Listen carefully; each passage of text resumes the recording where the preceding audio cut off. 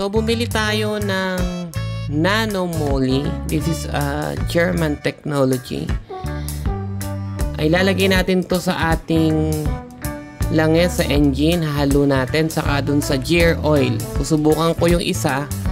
Lalagyan natin and tingnan natin kung magbabago yung performance. And kung magbabago, ipipeedback ko agad sa inyo. Gagamitin natin yung Nano Moly natin sa ating blue core at saka sa ating dalawang gear oil. Pero usually pwede namang isang gear oil lang. Pero ako dalawang gear oil yung ginagamit ko pag nagpapalit ako.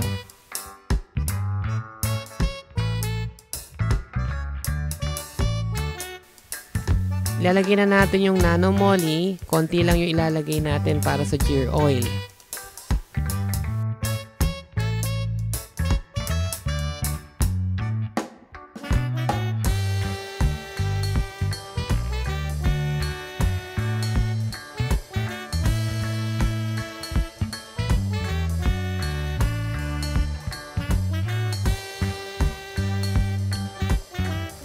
Yung lahat ng sumobra ay ilalagay naman natin dito sa ating makina para sa ating blue core.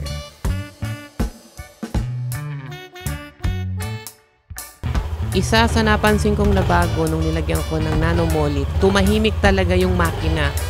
Smooth na smooth din siya. Isa sa napansin ko bukod sa mas naging smooth yung takbo, mas bumilis din yung acceleration at mas tumahimik yung makina ko. So, ang ganda niyang gamitin para sa aking NMAX. So, effective talaga yung Nano Moly.